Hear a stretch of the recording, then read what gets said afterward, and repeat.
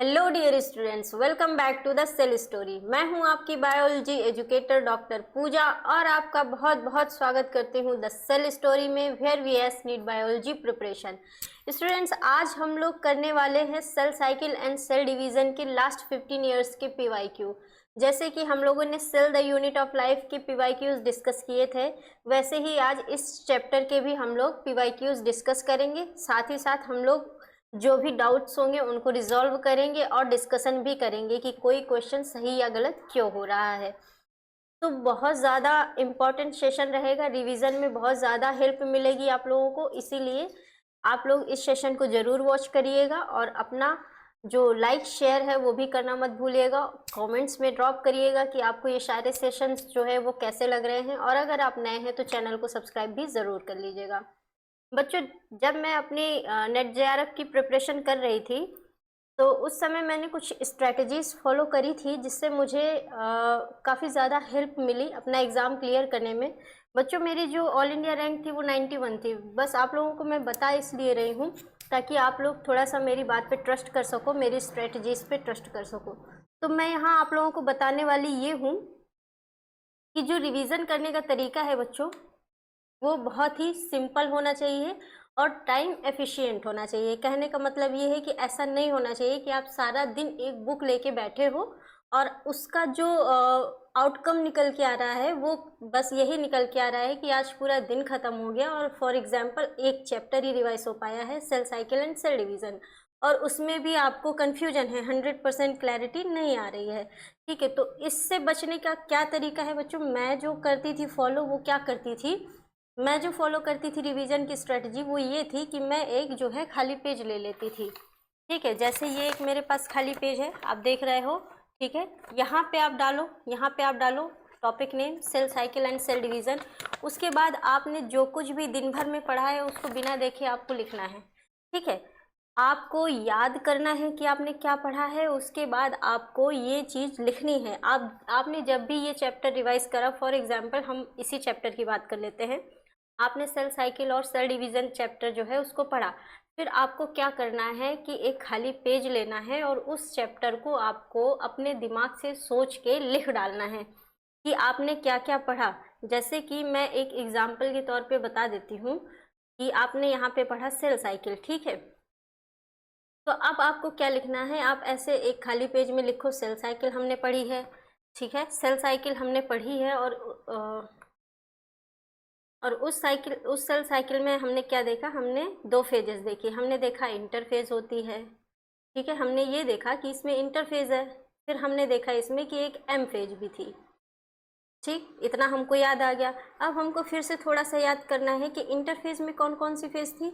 फिर हमको याद आएगा कि एक G1 फेज थी, फिर एक S फेज थी और एक G2 फेज थी। फिर हम सोचेंगे कि अरे एग्ज़ाम में तो पूछा जाता है सीरियल वाइज कौन सी फेज किसके पहले आती है, कौन सी फेज इंटरवल है, कौन सी फेज जो है रेप्लिकेशन है, कौन सी जो है ग्रोइंग फेज है ना। तो ये सारी चीज़ें आपको इसके नीचे ऐसे लिख देनी है।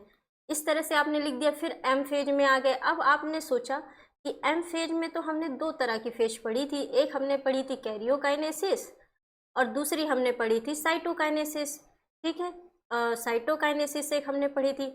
अब आप फिर से याद करो कि कैरियोकाइनेसिस में क्या होता है, तो याद करो कि कैरियोकाइनेसिस में न्यूक्लियर डिवीजन हो रहा था, साइटोकाइनेसिस में सेल जो है वो फिजिकली डिवाइड हो रही थी दो सेल में, है ना। तो इस तरह से जब आप याद करोगे, लिखोगे, तो आपका जो रिटेनिंग पावर है, जो कॉन्सेप्ट को रिटेन करने का जो मतलब कॉन्सेप्ट रिटेनिंग जो है आपकी वो बढ़ जाएगी। ठीक है, तो इससे आपका एफिशिएंसी भी इंक्रीज हो जाएगी आपको एग्ज़ाम में लर्न करने की। साथ ही साथ आपने जो दिन में जो भी टॉपिक पढ़े वो एकदम बिल्कुल दिमाग में बैठ जाएंगे, हटेंगे ही नहीं। तो ये एक बेस्ट वे होता है किसी भी चीज़ को लर्न करने का। रिवीजन करने का मतलब ये नहीं होता है कि आप बुक खोल के बैठे हो और सारा दिन उस बुक को देख रहे हो, इससे आपका टाइम बहुत ख़राब होता है। ठीक है, तो ये स्ट्रेटजी आप लोग ज़रूर फॉलो करिएगा। साथ ही साथ एक और तरीका बच्चों मैं फॉलो करती थी, अगर आप लोगों को सही लगे तो वो चीज़ भी आप लोग फॉलो कर सकते हैं। जैसे मैं कोई भी चैप्टर पढ़ने जा रही थी, मान लो मैंने शुरू किया रेप्लिकेशन। ठीक है, मैं रेप्लिकेशन पढ़ने जा रही हूँ, उसको मैंने आज एग्ज़ाम से पहले मैं उसको रिवाइज करने जा रही हूँ और साल भर में मैंने उसको 3 से 4 बार 5 बार पढ़ लिया है।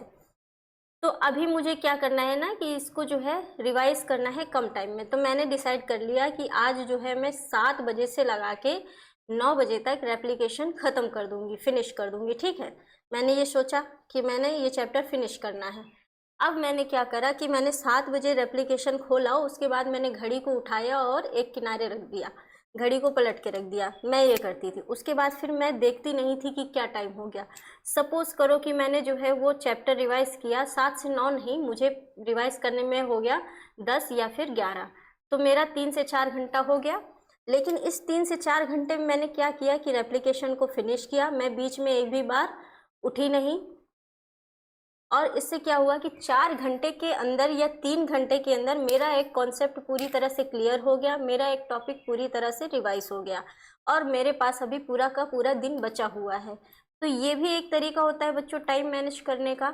नहीं तो आप क्या करते हो कि आप बुक उठा लेते हो और रिप्लिकेशन पढ़ना है ये सोच के कि आप पूरा का पूरा दिन उसमें लगा देते हो। तो ये एक टाइम एफिशिएंट प्रोसेस नहीं है। तो टाइम एफिशिएंट प्रोसेस यही होता है कि आप जो है एक टाइम ड्यूरेशन एक डिसाइड कर लो कि इस टाइम पे हमको इतनी चीज़ें फिनिश करनी है और कोशिश करो फिनिश करने की। नहीं होती हैं तो स्ट्रेस नहीं होना है, नहीं होती हैं अगर तो फिर टेंशन नहीं लेना है, आगे उसको फिर से पढ़ना है। ठीक है, मोस्ट ऑफ द टाइम नहीं होती हैं चीज़ें तो हमको आगे अगला 1 घंटा और उसको देना है और ख़त्म कर देना है। तो इस तरह से आप जल्दी से जल्दी सारी चीज़ें ख़त्म कर पाओगे और साथ ही साथ ये जो लर्निंग का प्रोसेस रहेगा ये आपकी लॉन्ग टर्म मेमोरी में जाएगा, हमेशा याद रहेगा, जल्दी भूलेगा ही नहीं। तो ठीक है, 2 स्ट्रेटजीज मैंने आप लोगों को बताई है। एक मैंने बताया है कि ये टाइम वाला करना है आप लोगों को, और दूसरा मैंने बताया है आप लोगों को कि एक ब्लैंक पेज पे लिखना है जो भी आपने पढ़ा है। ठीक है, तो ये 2 चीज़ें आप लोग कर लोगे तो आपको एग्ज़ाम में इसका बेनिफिट नज़र आएगा।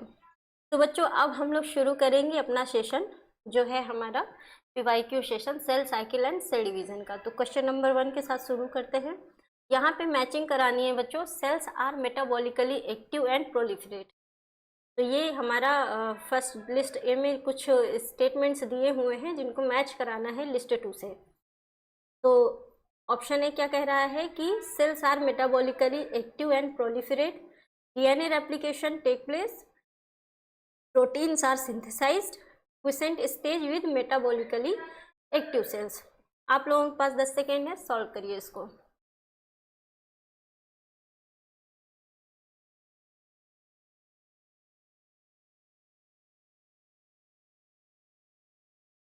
ओके, सॉल्व करते हैं बच्चों। सेल्स जो है वो हमारी मेटाबॉलिकली एक्टिव करती हैं, एक्टिव रहती हैं और ग्रो करती हैं, प्रोलिफरेट करती हैं। ऐसा कहाँ पे आपने देखा था? ऐसा हमने देखा था G1 स्टेज में। ठीक है, डीएनए रेप्लिकेशन हमने कहाँ देखा था, कहाँ पे होता है? एस फेज में होता है। प्रोटीन्स की सिंथेसिस कब होती है, कहाँ होती है बेटा? G2 फेज में हमने देखा था कि जो प्रोटीन्स हैं वो सिंथेसाइज होती हैं क्योंकि उन सेल को माइटोसिस में इंटर करना है। तो डिवीजन के लिए क्या चाहिए? प्रोटीन्स चाहिए, है ना, एनर्जी चाहिए उसको। तो यहाँ पे क्या हो रहा है? प्रोटीन्स की सिंथेसिस कहाँ हो रही थी? G2 में हो रही थी।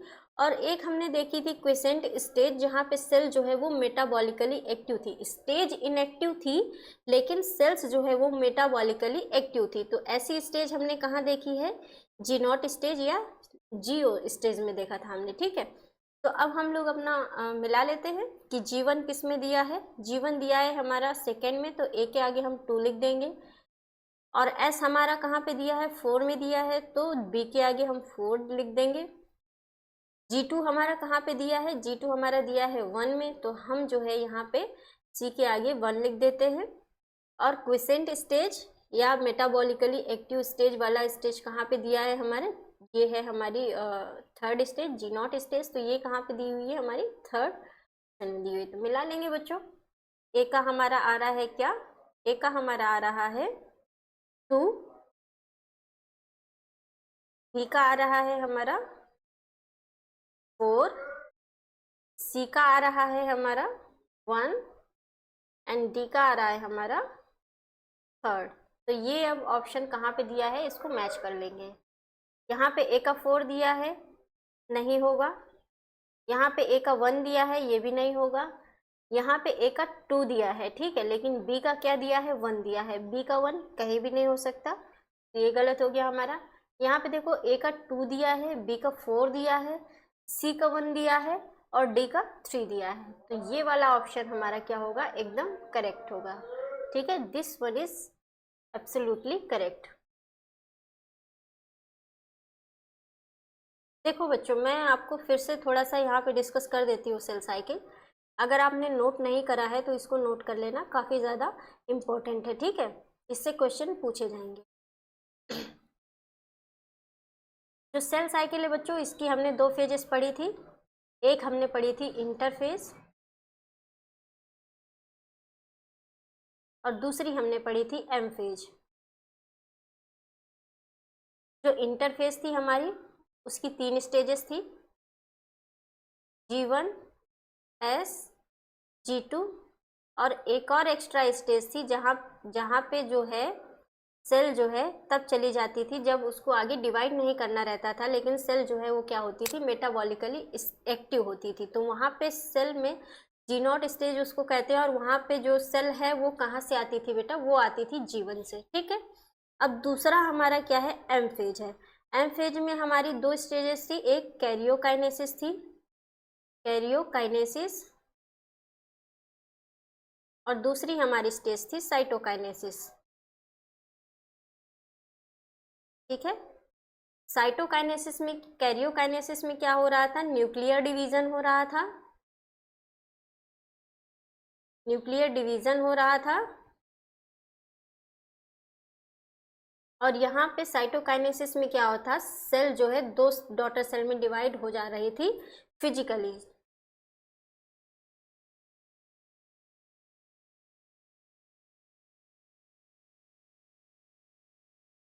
डिवाइडेड इनटू 2 डॉटर सेल्स, ठीक है। तो ये हमने देखा था। अब बच्चों, हमने एम फेज में कैरियोकाइनेसिस में भी कुछ फेजेस देखी थी। कैरियोकाइनेसिस में हमने कुछ फेजेस देखी थी, एक थी हमारी प्रोफेज, एक थी हमारी मेटाफेज, एक थी हमारी एनाफेज और एक थी हमारी टीलोफेज। मैं यहाँ पे लिख दे रही हूँ, स्पेस थोड़ा कम पड़ रहा है, ठीक है।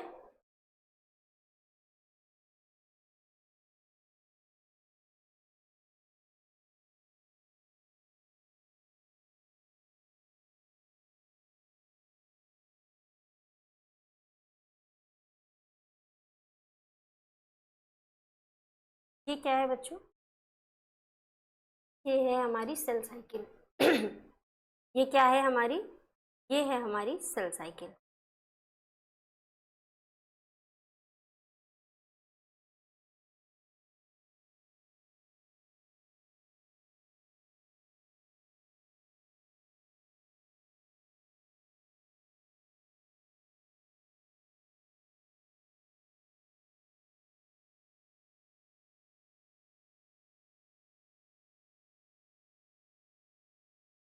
ये है G1 फेज, ये है S फेज और ये है G2 फेज। ये इतनी पूरी स्टेज हमारी सेल साइकिल की क्या है बच्चों, ये है हमारी इंटरफेज। क्या है, इंटरफेज, ठीक है। ये है हमारी एम फेज, ये पूरी की पूरी क्या है, एम फेज है, जिसमें प्रोफेज, मेटाफेज, एनाफेज, टीलोफेज। और ये क्या है, साइटोकाइनेसिस है ये, और ये हमारा क्या है, कैरियोकाइनेसिस है, ठीक है। प्रोफेज, मेटाफेज, एनाफेज, टीलोफेज, ठीक है। जीवन में क्या है,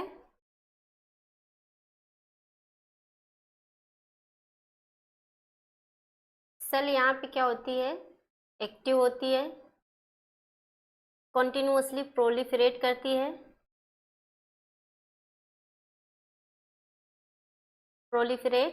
यहाँ पे क्योंकि उसको रेप्लिकेशन में जाना है, प्रोलिफरेट एंड ग्रो। ठीक है, यहाँ पे क्या होता है, एस फेज में डीएनए का रेप्लिकेशन और इसी को आप कह सकते हैं डीएनए डबलिंग।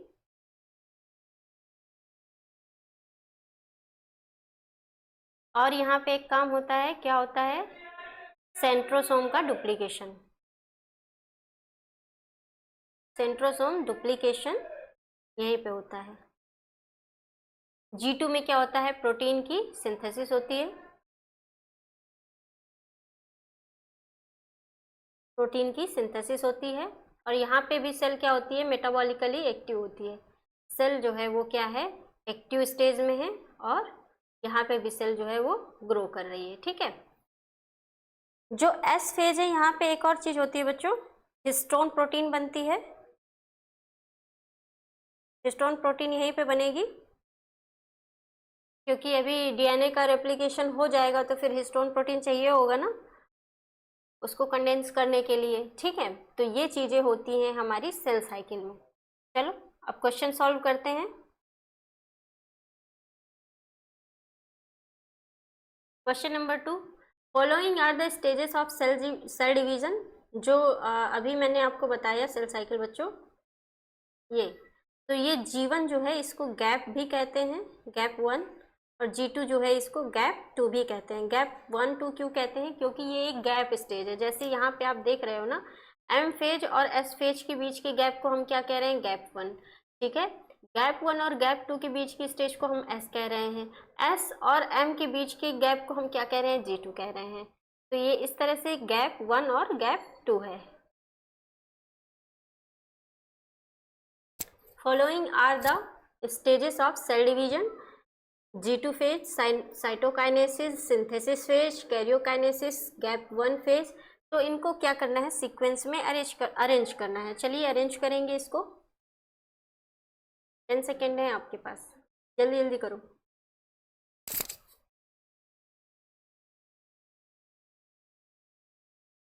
चलिए ठीक है, हम करेंगे। सबसे पहले हमारा क्या आएगा बच्चों, सबसे पहले हमारी आएगी G1 फेज, उसके बाद फिर आएगी S फेज, उसके बाद आएगी G2 फेज, उसके बाद आएगी हमारी M फेज, और उसके बाद फिर हमारी क्या आएगी, M फेज में ही आएगी हमारी साइटोकाइनेसिस, कैरियोकाइनेसिस के बाद। ठीक है, तो M में हमारा सबसे उसके पहले क्या आएगा, कैरियोकाइनेसिस, देन आएगा हमारा साइटोकाइनेसिस। ठीक है, अगर आपको ये सब चीज़ें याद रहेंगी तो आप इस तरह से तुरंत बना के ABCD उसके नीचे लिख के तुरंत क्वेश्चन सॉल्व कर सकते हो। आपको कंफ्यूज होने की बिल्कुल भी ज़रूरत नहीं पड़ेगी। अब जैसे मैंने इसको, मुझे याद था तो मैंने लिख दिया। अब सबसे पहले G1 आएगा तो G1 के नीचे हम देखेंगे कहाँ दिया है, E लिख दिया मैंने। अब S कहाँ दिया है तो मैंने लिख दिया C, यहाँ पे S C में दिया है तो मैंने यहाँ पे लिख दिया C। अब G2 कहाँ पे दिया है, मैंने तुरंत यहाँ पे लिख दिया A।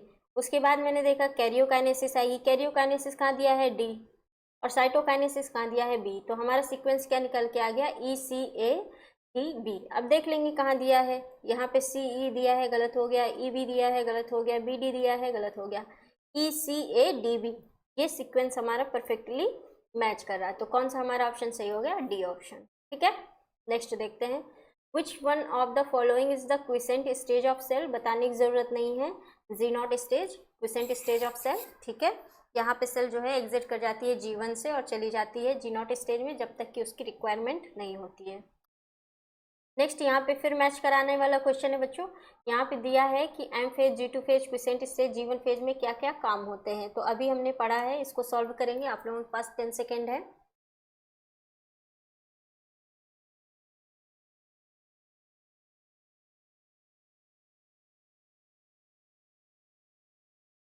Okay, time up. तो M फेज में क्या हो रहा है, यहाँ पे देखो, प्रोटीन्स आर सिंथेसाइज।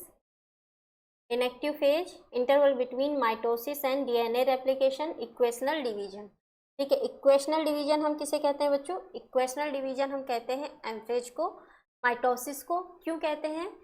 क्योंकि यहाँ पे क्या है कि इक्वल डॉटर सेल में इक्वल जो पेरेंटल क्रोमोसोम होता है वो डॉटर सेल में डिस्ट्रीब्यूट होता है, इसीलिए इसको कहते हैं इक्वेशनल डिवीजन। तो इक्वेशनल डिवीजन के आगे हम लिख देंगे M phase.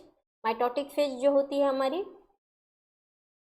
Interval between mitosis and initiation of DNA replication, ये मैंने अभी आपको बताया G1 फेज के बारे में।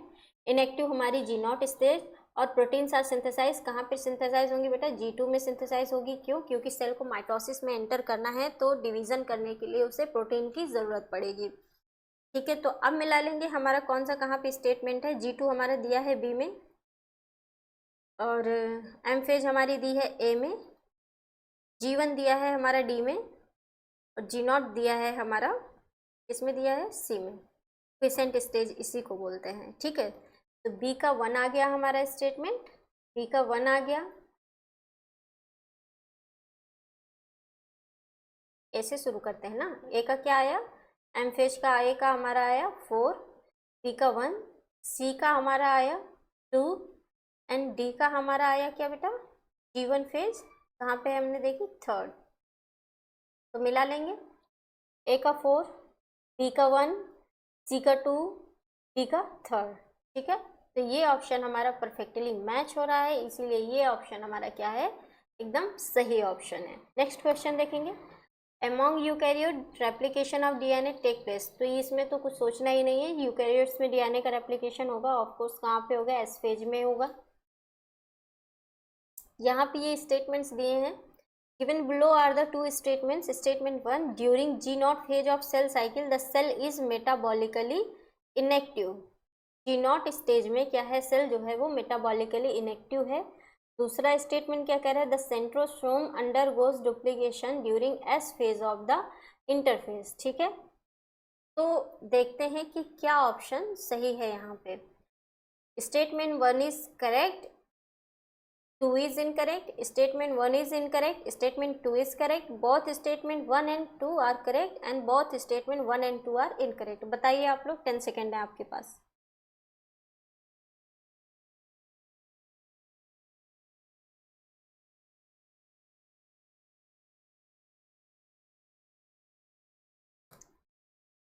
ठीक है बच्चों, देखो G0 स्टेज में क्या होता है? G0 स्टेज में क्या होता है बच्चों? सेल जो होती है हमारी वो क्या होती है? मेटाबॉलिकली एक्टिव होती है। मेटाबॉलिकली क्या होती है? वो एक्टिव होती है। ठीक है, मेटाबॉलिकली एक्टिव होती है सेल हमारी, इनएक्टिव नहीं होती है। उसमें मेटाबॉलिज्म होती है, सेल जो है वो लिविंग स्टेज में होती है, ताकि जब भी रिक्वायरमेंट हो उसको डिवीज़न के लिए जीवन में फिर से बुला लिया जाए। ठीक है, तो यहाँ पे जो है सेल वो क्या है? हमारी मेटाबॉलिकली एक्टिव है, ना कि इनएक्टिव है। बस क्या हो रहा है कि उसमें सेल डिवीज़न नहीं होगा। ठीक है, मेटाबॉलिकली इनएक्टिव स्टेज में लॉन्ग टाइम तक G0 में पड़ी रहेगी सेल। तो ये हमारा फर्स्ट स्टेटमेंट क्या है बेटा? ये हमारा फॉल्स है। क्यों फॉल्स क्यों है? क्योंकि यहाँ पे इनएक्टिव दिया गया है। एक्टिव दिया गया होता तो ये स्टेटमेंट क्या होता? सही होता। तो the centrosome undergoes duplication during S phase of the interphase, ये बिल्कुल सही स्टेटमेंट है।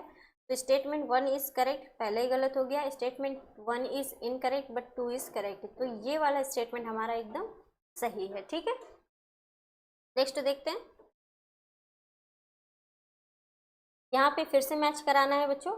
ये क्वेश्चन काफ़ी बार हम लोग कर लिए हैं, चलो जल्दी से इसको एक बार फिर से देख लिया जाए। एस फेज में क्या होता है? प्रोटीन की सिंथेसिस। एस फेज में क्या होता है? डीएनए का रेप्लिकेशन होता है। कहाँ दिया है? 4th ऑप्शन में दिया है।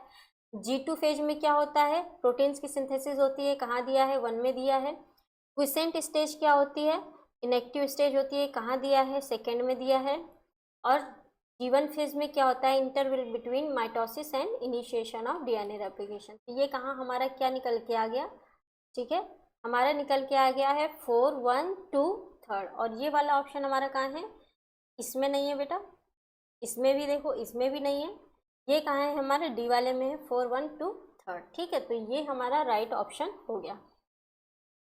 The fruit fly has 8 chromosome, 2n in each cell during interphase. If the number of chromosome at G1 phase is 8, what would be the number of chromosome after S phase? चलो इस question को करो, काफ़ी ज़्यादा अच्छा question है, important question है, पूछा जाएगा।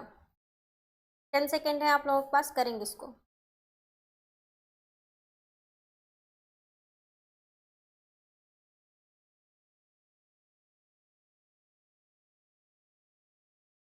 ठीक है बच्चों, टाइम अप।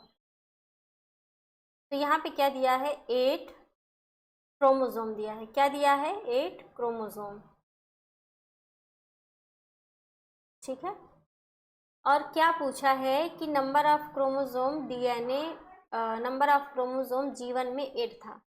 तो जीवन में क्या है, नंबर ऑफ क्रोमोसोम कितना है, नंबर ऑफ क्रोमोसोम्स कितना है जीवन में, 8। तो पूछा है एस फेज के बाद क्या होगा, आफ्टर एस फेज क्या होगा। तो बच्चों आपको एक चीज़ मैंने बताई थी कि जो एस फेज होती है वहाँ पे क्या होता है, एस फेज में डीएनए की डबलिंग होती है। डीएनए जो है वो हमारा अमाउंट में क्या होता है, डबल हो जाता है, डीएनए डबलिंग, और इसी को आप कह सकते हो रेप्लिकेशन, और इसी को आप कह सकते हो डुप्लीकेशन। ठीक है, डीएनए का डुप्लीकेशन हो। लेकिन जो क्रोमोसोम है ना बेटा, जो क्रोमोसोम्स हैं उनमें क्या होता है, कोई फर्क नहीं पड़ता। क्रोमोसोम का जो नंबर है वो चेंज नहीं होता। Chromosome number, chromosomes number do not change. ठीक है, जो अमाउंट है वो भले ही चेंज हो जाए, लेकिन जो क्रोमोसोम का नंबर है वो चेंज नहीं होगा। अगर क्रोमोसोम 23 है ना तो 23 ही रहेगा। ठीक है, तो यहाँ पे क्या है, यहाँ पे कहा गया है क्रोमोसोम, ना कि कहा गया है हमसे डीएनए। ठीक है, तो हमारा सही ऑप्शन क्या हो जाएगा बच्चों, सही ऑप्शन हमारा यहाँ पे हो जाएगा 8। अगर यही डीएनए की बात की होती तो हमारा जो डीएनए है वो क्या होगा, डीएनए की बात अगर की हो गई होती तो हमारा शायद सी ऑप्शन सही होता, क्योंकि यहाँ पे 8 क्रोमोसोम अगर हैं जीवन में, 8 अगर जीवन में हमारे डीएनए हैं तो एस फेज के बाद हमारी 16 डीएनए हो जाएंगे, क्योंकि उनमें डुप्लीकेशन हो चुका है। ठीक है, लेकिन अगर क्रोमोसोम की बात करी जाए तो 8 थे, 8 हैं और 8 ही रहेंगे। क्यों, क्योंकि क्रोमोसोम का जो नंबर है वो चेंज नहीं होता है। ठीक है, नेक्स्ट क्वेश्चन देखेंगे। मैं यहाँ पे आप लोगों को एक चीज़ ऐसे बता देती हूँ, ये जो है हमारा जीवन है,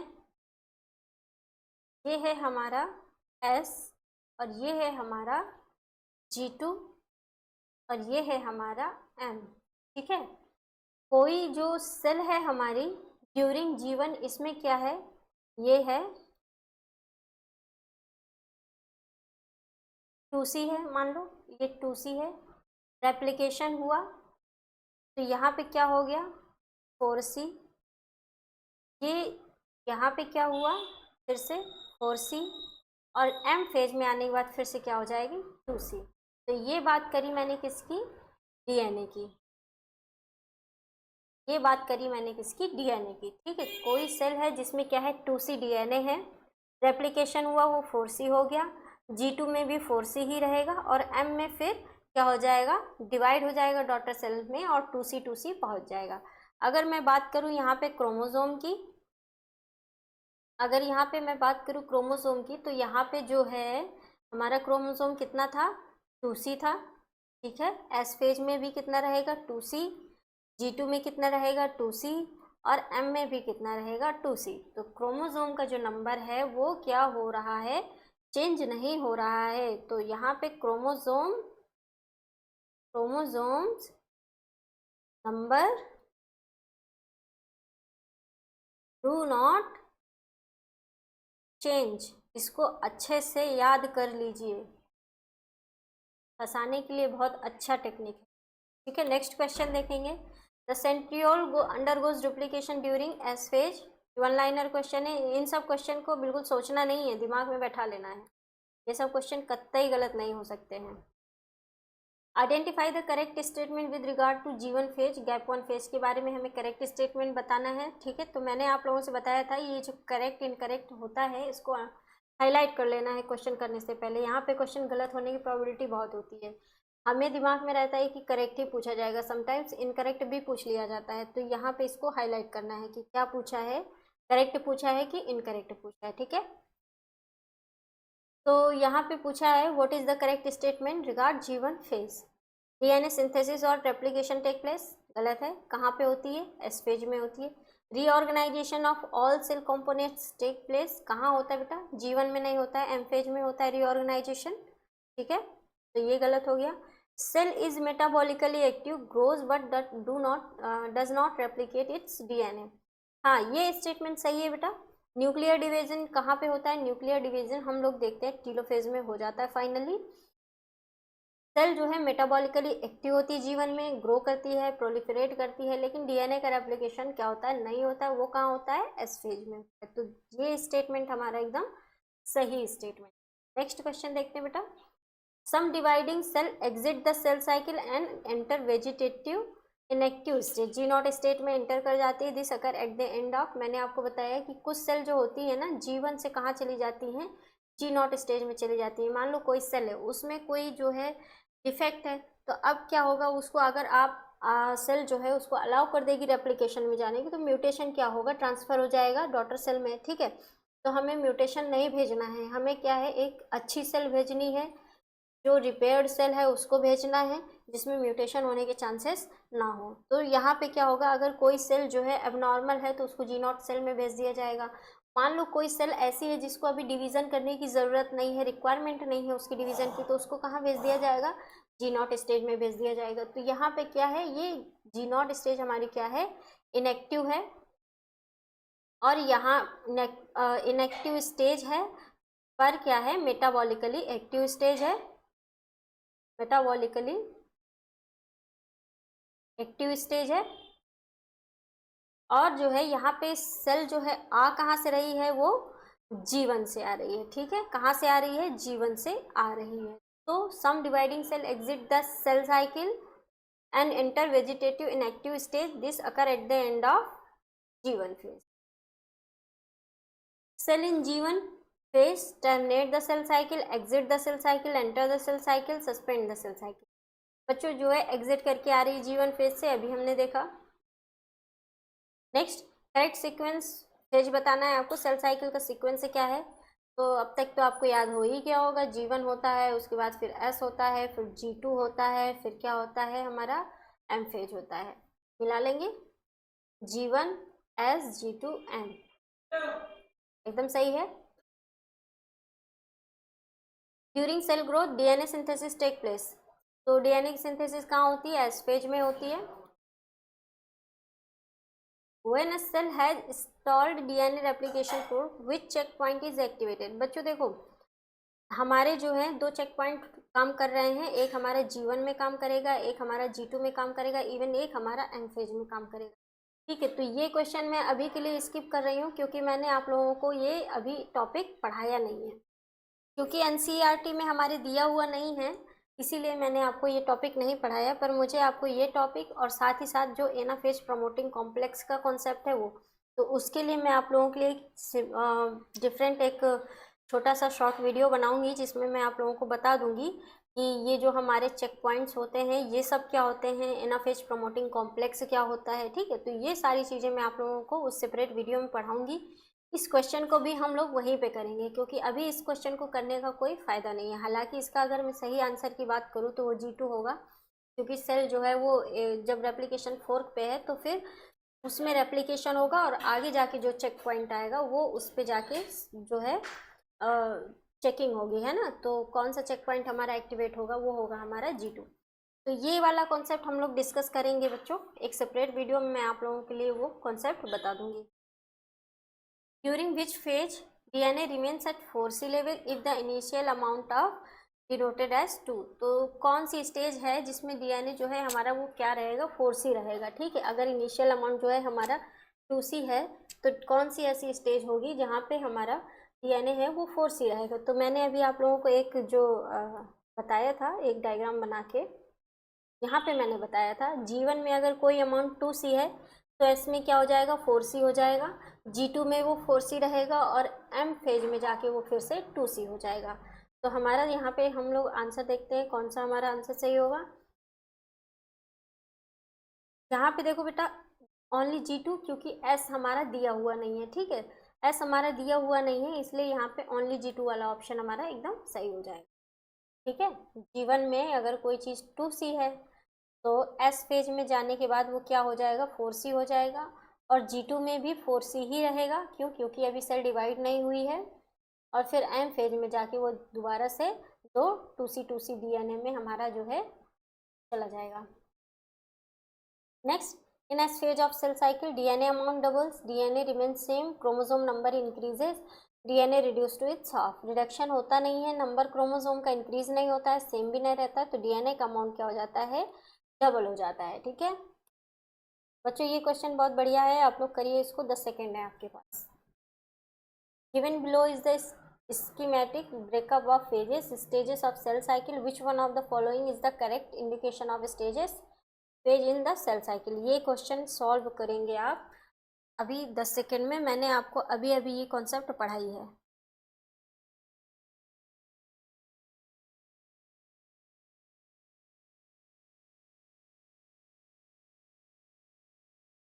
सॉल्व करते हैं इसको। जो बच्चों ये हमारी इंटरफेज है पूरी, ठीक है, ये जो हमारा दिख रहा है ये क्या है, एम फेज है, इंटरफेज है। तो इंटरफेज की सबसे पहली स्टेज क्या है हमारी, G1 है, तो डी हमारा क्या है, ये डी जो है हमारा एस फेज है, और ये हमारी क्या है, G2 है, और ए हमारा क्या है, ये ए है हमारी कैरियोकाइनेसिस, कैरियोकाइनेसिस, और ये सी जो है हमारा वो क्या है, साइटोकाइनेसिस, ठीक है, और बी हमारा क्या है, ये है प्रोफेज, मेटाफेज और एनाफेज। तो बी है हमारा क्या, वो एनाफेज है, और ये है हमारा टीलोफेज। तो ठीक है, देख लेते हैं। सी हमारा क्या है, कैरियोकाइनेसिस दिखा रहा है इसमें, नहीं, सी हमारा कैरियोकाइनेसिस थोड़े ही है, सी हमारा है साइटोकाइनेसिस। डी हमारी सिंथेटिक फेज है, हाँ है सिंथेटिक फेज, ये तो बात सही कह रहे हैं। ए हमारी साइटोकाइनेसिस नहीं, ए हमारी साइटोकाइनेसिस नहीं है, ए हमारी कैरियोकाइनेसिस है। एम फेज में दो फेज है, एक कैरियोकाइनेसिस एक साइटोकाइनेसिस। तो हम लोग पहले क्या देखते हैं यहाँ पे, पहले ए फेज में आएगी हमारी कैरियोकाइनेसिस जिसमें न्यूक्लियर डिवीजन होगा, फिर आएगी साइटोकाइनेसिस जिसमें सेल जो है फिजिकली डिवाइड हो जाएगी टू डॉटर सेल में। तो यहाँ पे क्या है, डी का ऑप्शन एकदम सही है, ए हमारा साइटोकाइनेसिस है नहीं, और बी हमारी मेटाफेज नहीं है बच्चों, एनाफेज है, यहाँ पे मैंने लिखा है, ठीक है। तो हमारा सही ऑप्शन कौन सा है, डी, ये डी सिंथेटिक फेज, यानी कि बी ऑप्शन हमारा एकदम सही है। नेक्स्ट क्वेश्चन देखेंगे, हिस्टोन प्रोटीन्स की सिंथेसिस कब होती है। अब देखो, प्रोटीन की सिंथेसिस कहाँ होती है, G2 में, है ना। तो आप लोग अब सोचोगे अरे G2 में प्रोटीन की सिंथेसिस होती है तो हिस्टोन की भी वही होती होगी। नहीं बच्चे, यहाँ पे कैच पॉइंट है, यहाँ पे एस फेज में होती है हिस्टोन की सिंथेसिस, ठीक है। In somatic cell cycle DNA in G1 is double of original. DNA जो G1 में है वो ओरिजिनल का डबल होता है, नहीं, ऐसा नहीं होता है। ओरिजिनल डीएनए का डबल कब होता है, डीएनए डबल कब होता है, रेप्लिकेशन में, और रेप्लिकेशन के बाद वाली stage. DNA replication occurs in S phase, short interphase followed by long mitosis. ये तो एकदम ऑपोजिट कर दिया है, long interphase followed by short mitosis. G1 follows mitosis, नहीं, G1 नहीं फॉलो करता है माइटोसिस को, क्या दिया है, G1 फॉलोज माइटोसिस, नहीं। हमारा इसमें सबसे सही स्टेटमेंट कौन सा है बेटा, इसमें हमारा सही स्टेटमेंट है DNA replication occurs in S phase, ठीक है, this statement is absolutely right. DNA replication occurs in, तो ये बहुत बार आ गया, ये एस फेज में होता है डीएनए का replication.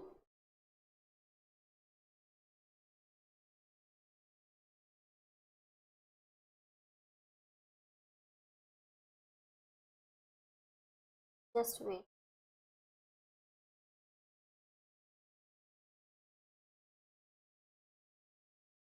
Function of spindle fibre during mitosis. बच्चों स्पिंडल फाइबर का क्या काम होता है, जो स्पिंडल फाइबर बनते हैं तो उनका काम क्या होता है, डीएनए की रिपेयरिंग का काम होता है उनका, नहीं, उनकी रिपेयरिंग का तो काम नहीं होता है। ग्रोथ को रेगुलेट करने का काम होता है, नहीं।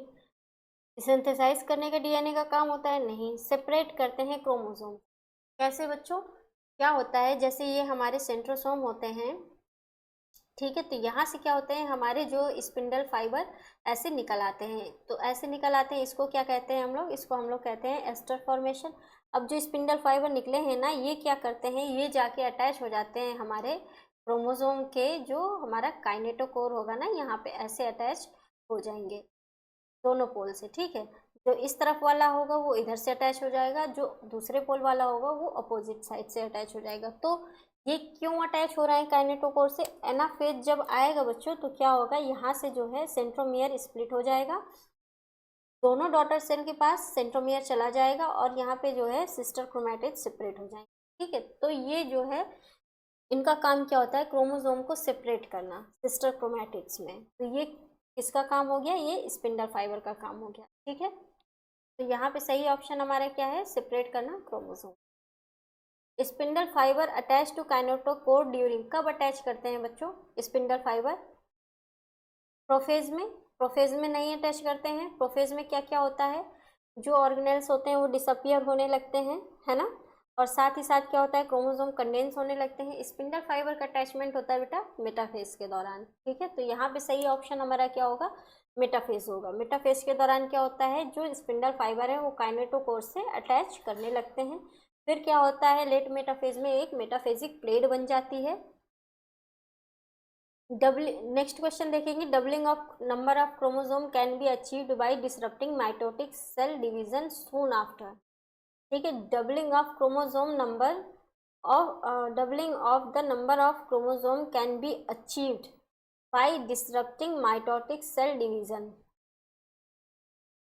Late me think.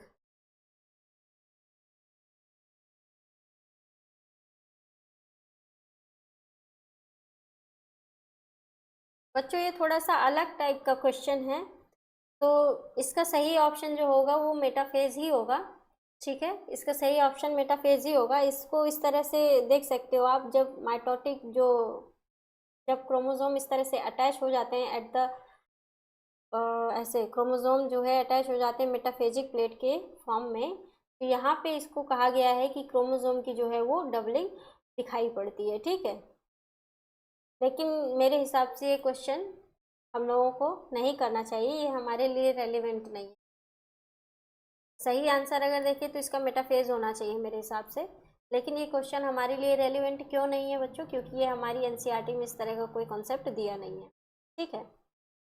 Next question देखेंगे बच्चों, which one of the following never occurs during mitotic cell division, ऐसा कौन सा ये स्टेटमेंट है जो कह रहा है कि कौन सा इवेंट है जो कभी माइटोटिक सेल डिवीजन के दौरान होता ही नहीं। माइटोटिक मतलब mitosis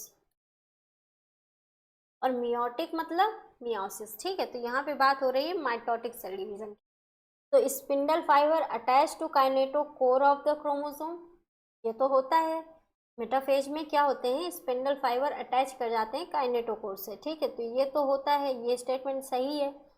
movement of centriole towards opposite pole, ठीक है भाई, ये भी तो होता है, मूवमेंट होता है ना, सेंट्रियोल्स जो है वो अपोजिट पोल की तरफ जाते हैं, तभी तो उनसे स्पिंडल फाइबर निकलेंगे और जो है अटैच करेंगे काइनेटोकोर से, है ना।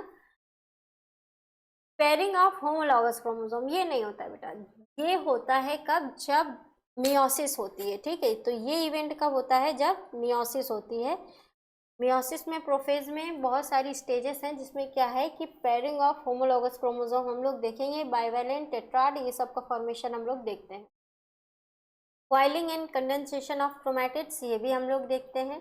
तो क्या नहीं होता है बच्चों, पेयरिंग ऑफ होमोलॉगस क्रोमोसोम नहीं होता है। तो ये स्टेटमेंट हमारा सही होगा, क्यों, क्योंकि हमसे पूछा गया है कि माइटोसिस में कौन सा इवेंट नहीं होता है, तो ये इवेंट नहीं होता है, इसीलिए ये वाला क्वेश्चन हमारा, ये वाला ऑप्शन हमारा एकदम सही होगा, ठीक है। नेक्स्ट देखेंगे, select the incorrect statement with reference to mitosis, तो यहाँ पे इनकरेक्ट बताना है, माइटोसिस के रेफरेंस में इनकरेक्ट बताना है।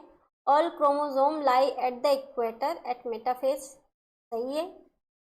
वो मेटाफेजिक जो प्लेट बन जाती है हमारी, सभी जो है क्रोमोसोम जो है इस तरह से अरेंज हो जाते हैं मेटाफेज में, इस तरह से, है ना, अरेंज हो जाते हैं, मेटाफेजिक प्लेट बन जाती है।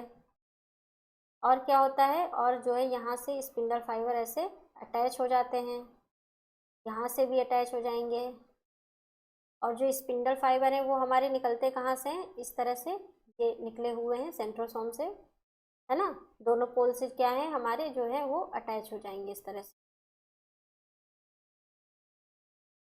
ठीक है। तो यहाँ पे क्या है, spindle fibre attach to centromere of the chromosome. Next देखते हैं क्रोमोसोम डिकंडेंस्ड एट टेलोफेज। तो जब सेपरेशन हो जाता है, सिस्टर क्रोमैटिड सेपरेट हो जाते हैं, तो सिस्टर क्रोमैटिड फिर से क्या हो जाएंगे, डिकंडेंस हो जाएंगे, ऐसे धागे धागे की तरह हो जाएंगे, क्लस्टर बन जाएगा उनका। तो ये स्टेटमेंट भी हमारा एकदम सही है। Splitting of centromere occur at anaphase, तो ये भी हमारा सही है। बेटा ऑप्शन कौन सा गलत है, ये वाला।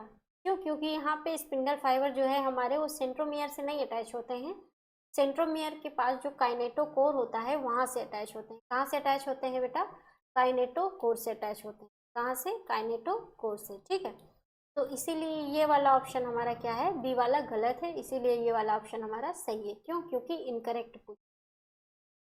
नेक्स्ट क्वेश्चन देखेंगे बच्चों, which of the following give correct sequence of event during mitosis. तो यहाँ पे इवेंट ऑफ सीक्वेंस पूछा गया है कि कौन सा करेक्ट सीक्वेंस है जो माइटोसिस होने से पहले होता है या माइटोसिस तक होता है, ठीक है। तो सबसे पहले क्या होता है, देखो कंडेंसेशन दिया है, न्यूक्लियर मेम्ब्रेन असेंबली दिया है, arrangement equator, centromere division, segregation, telophase.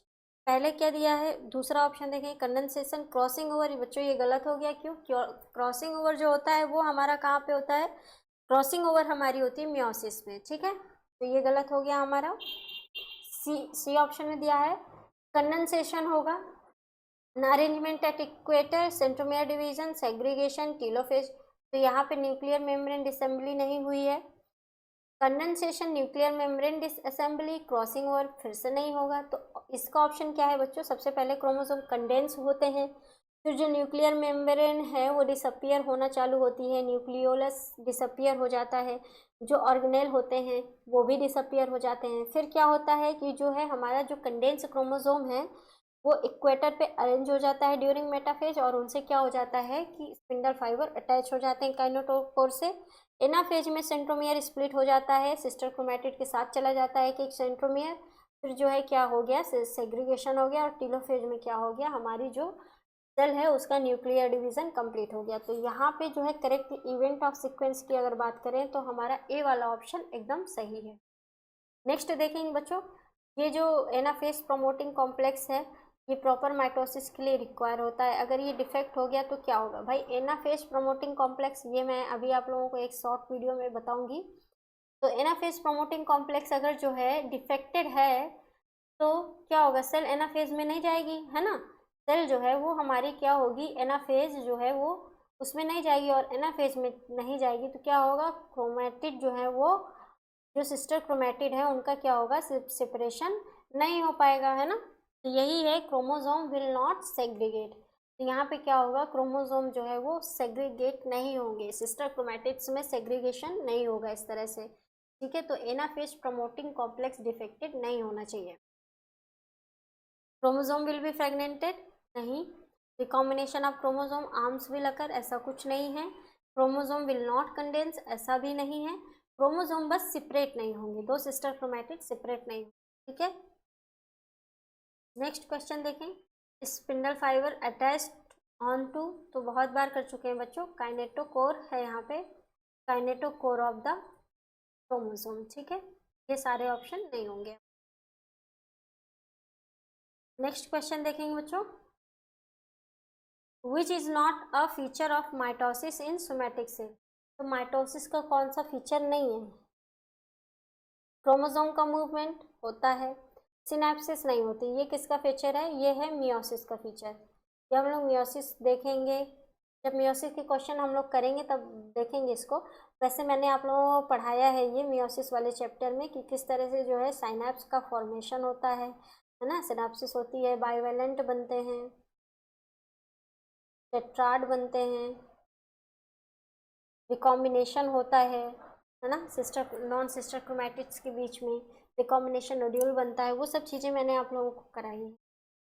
जब हम लोग मियोसिस के क्वेश्चन करेंगे तब इस चीज़ को डिस्कस करेंगे। तो फिलहाल अभी क्या है कि माइटोसिस जो है वो सोमैटिक सेल में हो रही है और इसका फीचर क्या नहीं है, सिनेप्सिस फॉर्मेशन इसका फीचर नहीं है। तो ये वाला ऑप्शन हमारा एकदम सही हो जाएगा। ठीक है,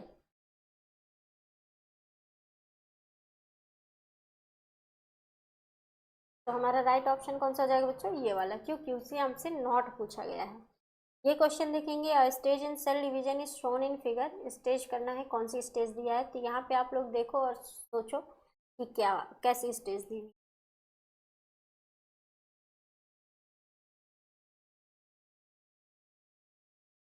देखो, देख के ऐसा नहीं लग रहा है कि टीलोफेज दिया हुआ है। हाँ, यहाँ पे देखो सेल जो है वो न्यूक्लियर डिवीजन हो चुका है। ठीक है, सेल जो है वो फिजिकली डिवाइड करने की तैयारी कर रही है पर अभी हुई नहीं है। यहाँ पे क्या है कि न्यूक्लियर डिवीजन हो चुका है। यहाँ पे आप देख रहे हो कि जो हमारा क्रोमेटिड है वो सेपरेट हो चुका है। ठीक है, तो अगर क्रोमेटिड हमारा सेपरेट हो चुका है, न्यूक्लियर डिवीजन हो चुका है, तो यहाँ पे हमें कौन सी स्टेज देखने को मिल रही है बच्चों, टीलोफेज। ठीक है, न्यूक्लियर इनवलप रिफॉर्म हो गई है और गोल्जी रिफॉर्म हो गए हैं यहाँ पे। बस अभी क्या होना बाकी है जो है वो अ, अभी यहाँ पे बस माइटोकांड्रिया, सेल प्लेट, ये सब बनना बाकी है। ठीक है, ठीक है ना, नहीं नहीं, एक minute, nuclear envelope reform, गाल्जी reforms, यहाँ पे E R and nucleolus not reform yet. ठीक है, तो इसमें कौन सा ऑप्शन सही होगा, लेट मी चेक।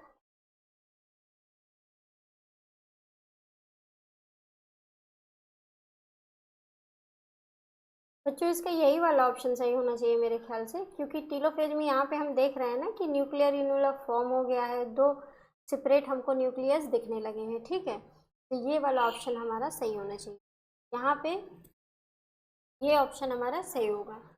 बाकी एनाफेज है नहीं है, साइटोकाइनेसिस है नहीं है, और हमें अभी यहाँ पे ईआर और न्यूक्लियोलस तो दिख नहीं रहे हैं। ठीक है, तो ये ऑप्शन मेरे हिसाब से सही होना चाहिए। नेक्स्ट क्वेश्चन देखते हैं बच्चों, during metaphase spindle fibre attached at kinetochore. हमने बहुत बार कर लिया ये question. At stage of meiosis, stage of meiosis is shown, identify the stage and feature. तो आप लोग देख के बता सकते हो ना कि ये मेटाफेजिक प्लेट बनी है, मेटाफेज की स्टेज दी हुई है, लेट मेटाफेज है, इसमें इक्वेटर पे सारे क्रोमोसोम अरेंज हो गए हैं एनाफेज के पहले। ठीक है, तो मेटाफेज में क्या दिख रहा है, spindle attached, centromere split and chromatid split. तो मेटाफेज में पहले तो ये काम होता ही नहीं है, ना तो सेंट्रोमियर स्प्लिट होता है ना क्रोमेटिड सेपरेट होते हैं मेटाफेज में। और क्या दिया है, क्रोमोसोम्स एट इक्वेटर। हाँ ठीक है, क्रोमोसोम इक्वेटर पे देखने को मिल रहे हैं। Chromosome are made up of two sister chromatid, तो बिल्कुल सही बात है। देखो यहाँ पे एक क्रोमोसोम में दो सिस्टर क्रोमेटिड हैं और क्रोमोसोम जो है वो हमारे इक्वेटर पे अरेंज है। एनाफेज की स्टेज ये नहीं है, सेंट्रो इसके बाद की स्टेज है, और प्रोफेज तो बिल्कुल नहीं है। तो यहाँ पे सही ऑप्शन जो है वो क्या होगा, मेटाफेज होगा। ठीक है, नेक्स्ट क्वेश्चन देखते हैं बच्चों, सिलेक्ट करना है माइटोसिस के बारे में। करेक्ट स्टेटमेंट जो है, chromatid remain at centre in anaphase. Chromatid separate हो जाते हैं एनाफेज में। Chromatids move to pole in telophase. नहीं, क्रोमेटिड्स मूव नहीं करते टीलोफेज में। टीलोफेज में तो सेपरेशन होने के बाद न्यूक्लियर जो मेम्ब्रेन है वो रीअपियर होने लगती है ना, न्यूक्लियर डिवीजन कंप्लीट हो जाता है यहाँ पे। Golgi and E R visible at the end of prophase, नहीं, यहाँ पे डिसअपियर होना शुरू होते हैं। Chromosome align at equator plate, equatorial plate in metaphase, तो ये ऑप्शन बिल्कुल सही है। क्रोमोसोम का अलाइनमेंट जो है इक्वेटोरियल प्लेट पे कब होता है, मेटाफेजिक मेटाफेज में होता है, और इसी का ये वाला डायग्राम भी है। At metaphase chromosomes are attach to spindle fibre by their, तो बताओ, सैटेलाइट होगा नहीं, सेकेंडरी कंस्ट्रक्शन को ही सैटेलाइट कहते हैं। ठीक है, जो सेकेंडरी कंस्ट्रक्शन होता है उसी को सैटेलाइट कहते हैं क्रोमोसोम में। काइनेटोकोर इसी से अटैच होता है बच्चों। ठीक है, इसी से अटैच होता है।